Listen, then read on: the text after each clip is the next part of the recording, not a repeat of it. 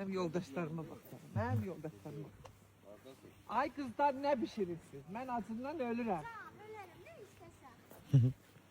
Ne istesen desen sazda ne var? Birini göreydim canlı canlı. Beni görsen Hoş geldin. sağalacak hastanın hekim ayağına gelir. Tamam ölerim sağ ol. Allah size güzel güzel günler.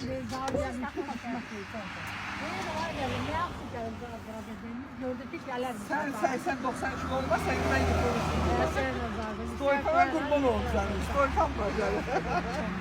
Bakın neyim var. Sen deyirsən həkim məni öldürsün. Həkim mənə qadağan edib bunu. Tabii. Hə. Niye? Deyib sən qutab yesən. Güzel. Xəmirdir də, nə fərqi var? Baxın bana.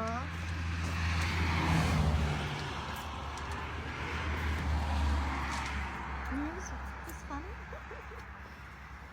Mən heç nə görməmişəm. Heç nə görməmişəm.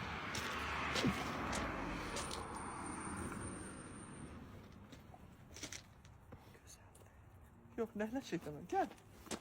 Bunu niye bırak? Yani tamam diyor. Ha sabah mecbur sabah yiyeceğim ya. Kutabı da. Bu da et. Ama ben yemiyorum. Uşaqlar yeyir.